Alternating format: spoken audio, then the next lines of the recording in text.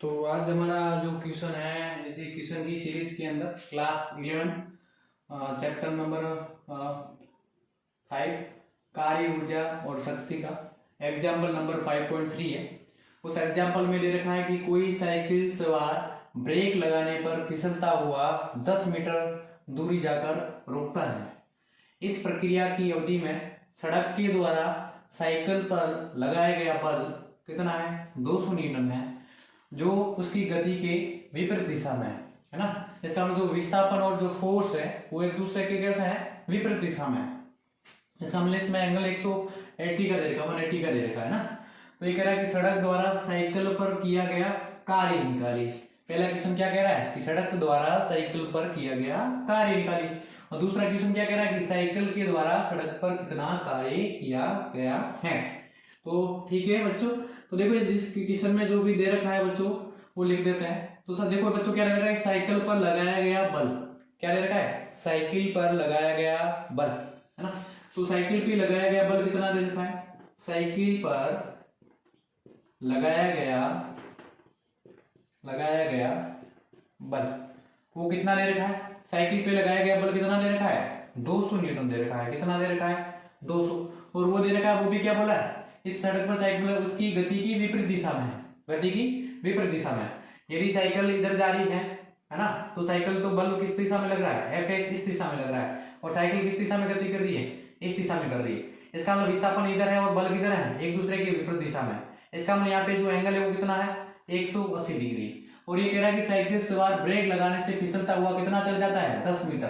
कितना चला जाता है? 10 मीटर चला जाता है। तो बताइए जब 10 मीटर चला जाता है तो इसका डी कितना हो जाएगा? 10 मीटर। डी इसका कितना हो जाएगा? 10 मीटर हो जाएगा। ये दिया है, ये हमें गिवन है इस क्वेश्चन में, है ना। तो बताइए इसने पूछा कि सड़क के द्वारा साइकिल पर किया गया कार्य। तो सड़क के द्वारा साइकिल पर किया गया कार्य, और कार्य का फॉर्मूला बच्चों क्या होता है? W। क्या होता है? W बराबर होता है F vector dot D vector.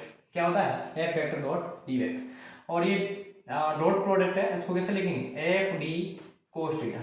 तो बच्चों मैंने बताया कि देखो ये बल कह रहा है कि उसकी गति की विपरीत दिशा में। इसका मतलब यदि साइकिल सवार इधर जा रहा है, D इधर है, और ये बल किधर लगेगा? इसकी विपरीत दिशा में लग रहा है। फोर्स Fs इससे लग रहा है। इसका मतलब कितना लग रहा है? 200 न्यूटन लग रहा है ना। इसके विपरीत दिशा में लग रहा है, तो इसका एंगल कितना आ जाएगा? 180 हो जाएगा। तो थीटा क्या है? जहां थीटा F व D के मध्य का कोण है। F और D के मध्य का क्या है? मध्य का कोण है। ठीक है, F और D के मध्य का क्या है? कोण है। और F और D के मध्य का कोण कितना है? 180 है। तो देखो किया गया कार्य क्या आ जाएगा? F की वैल्यू कितनी दे रखी है? 200 दे रखी है। D की वैल्यू कितनी है?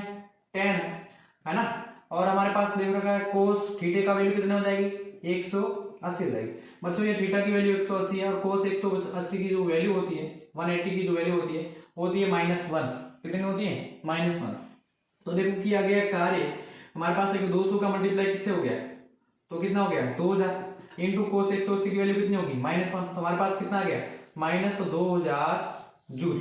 तो किया गया कार्य सड़क द्वारा साइकिल पर किया गया कार्य कितना आ जाएगा? -2000 जूल आ जाएगा, है ना। तो पहले क्वेश्चन का आंसर ये हो जाएगा। बच्चों देखो दूसरा क्वेश्चन दे रखा है कि साइकिल के द्वारा सड़क पर किया गया कार्य।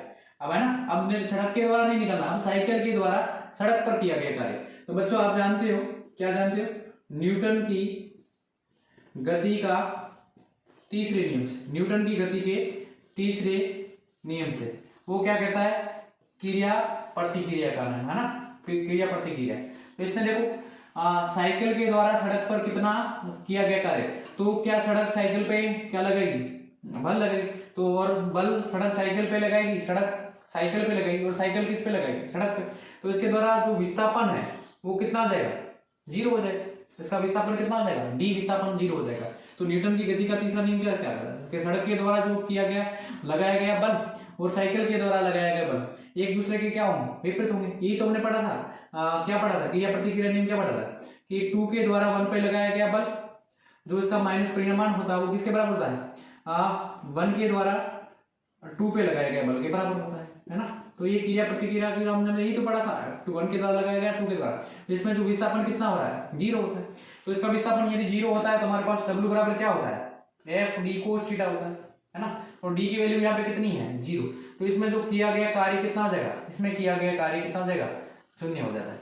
बच्चों देखो ये मैंने लिखा है कि न्यूटन की गति के तीसरे नियम की क्रिया प्रतिक्रिया, ये जरूरी नहीं है कि मैंने लिखा है कि W 2 के द्वारा 1 के द्वारा 2 पर 1 के द्वारा किया गया कार्य और 1 द्वारा 2 पे किया गया कार्य इक्वल, ऐसा कोई जरूरी नहीं है। ऐसा है लेकिन ऐसा कोई जरूरी नहीं है। तो इसमें द्वारा किया गया कार्य कितना हो जाएगा, 0 हो जाएगा। ठीक है, तो बच्चों यदि वीडियो आपको अच्छा लगा है तो लाइक करें, चैनल को सब्सक्राइब करें और आगे शेयर करें।